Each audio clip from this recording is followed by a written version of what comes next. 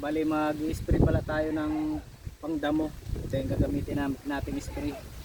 Ito yung gagamitin natin pang spray, yung demolition. Bali isang tangke, isang latang sardinas lang ilalagay natin.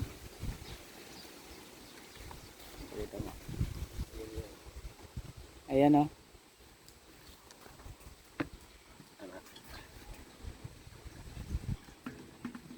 Sabay isang tangking tubig. Bali estimate na yan. Pala yung area na i-sprayhan natin ng pangdamo. Yung dati itong gulayan ni tatay, bali napabayaan na kasi, kaya sayang naman, bubuhayin natin ulit. Sayang kasi yung lupa, natingga lang, ilang taon nang natingga, walang income, kaya sabi ko sa ate ko na gawin kong gulayan.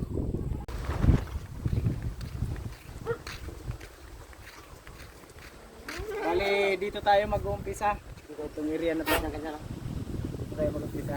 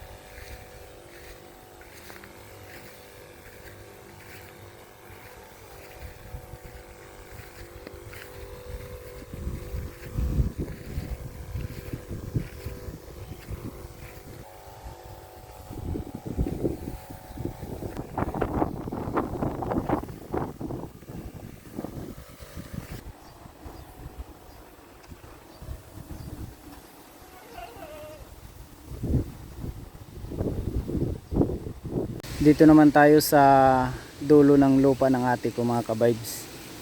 So medyo masukal na kasi ngayon. Meron tayong dalang grass cutter. Ayan. Dahil lilinisan natin to dito. Sayang kasi yung mga nyug. Ilang taon na lang ay pwede na itong mapakinabangan. Ayan o, lalaki na ng puno. Inom muna tayo ng tubig.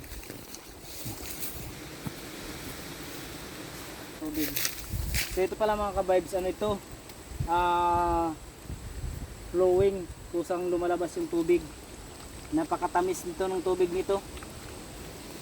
Kusang lumalabas lang yung tubig. Yung sa tawag sa amin sa Bisaya meron siyang natamaan na buro-buro sa ilalim ng lupa.